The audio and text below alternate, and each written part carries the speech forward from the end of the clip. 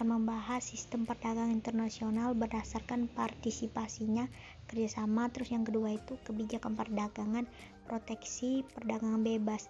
Terus yang ketiga itu sistem moneter internasional. Sistem perdagangan internasional berdasarkan partisipasinya. Perdagangan internasional itu terbagi menjadi 3 kategori. Yang pertama itu perdagangan bilateral. Perdagangan bilateral ini merupakan sistem perdagangan yang dilakukan oleh dua negara dengan menyepakati perjanjian dagang untuk mencapai tujuan ekonomi yang diharapkan.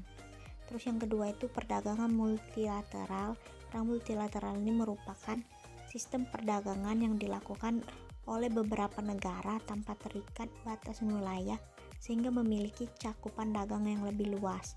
Perdagangan multilateral ini dinilai lebih adil, transparan, dan efektif dalam mencapai tujuan ekonomi.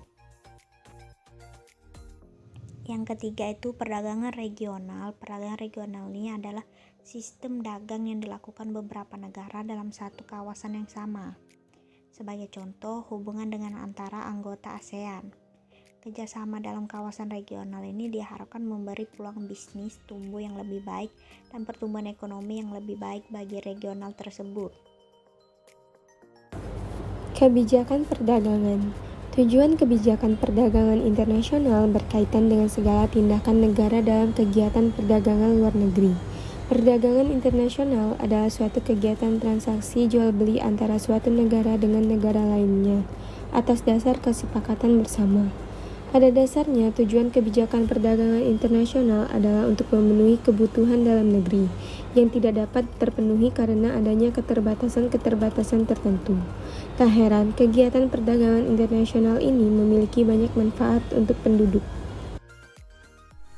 Proteksi merupakan kebijakan pemerintah untuk membatasi arus ekspor dan impor barang dan jasa. Proteksi mengambil berbagai bentuk seperti tarif impor, subsidi, kuota, pelambelan, persyaratan keamanan, dan kesehatan produk.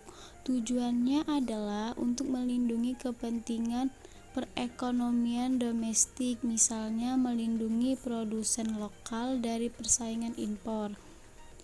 Proteksionisme adalah musuh perdagangan bebas.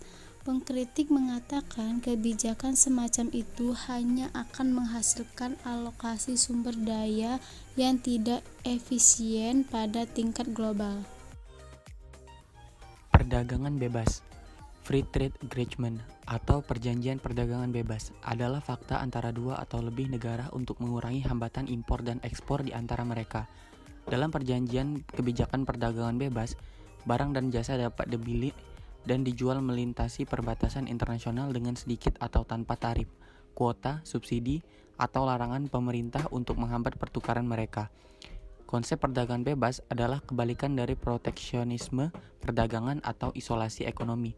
Di dunia modern, kebijakan perdagangan bebas kerap dilaksanakan melalui kesepakatan formal dan berasaskan kesepahaman bersama dari negara-negara yang terlibat. Namun, kebijakan perdagangan bebas tidak hanya berlaku karena adanya pembatasan perdagangan. Sistem moneter internasional. Sistem moneter internasional adalah suatu sistem yang memungkinkan suatu negara dapat saling berhubungan satu dengan yang lain. Sistem moneter internasional menunjukkan seperangkat kebijakan, institusi, praktik, peraturan dan mekanisme yang menentukan tingkat di mana suatu mata uang ditukarkan dengan mata uang lain. Suatu sistem moneter internasional yang berjalan dengan baik akan melancarkan perdagangan dunia, arus investasi asing, dan interdependensi global. Sistem moneter dapat didefinisikan sebagai kerangka kerja institusional saat pembayaran internasional dilakukan, pergerakan modal diakomodasi, dan nilai tukar antar mata uang dilakukan. Berhubungan dengan perjanjian, aturan, institusi, mekanisme, dan kebijakan yang kompleks yang berkaitan dengan 3 hal tersebut.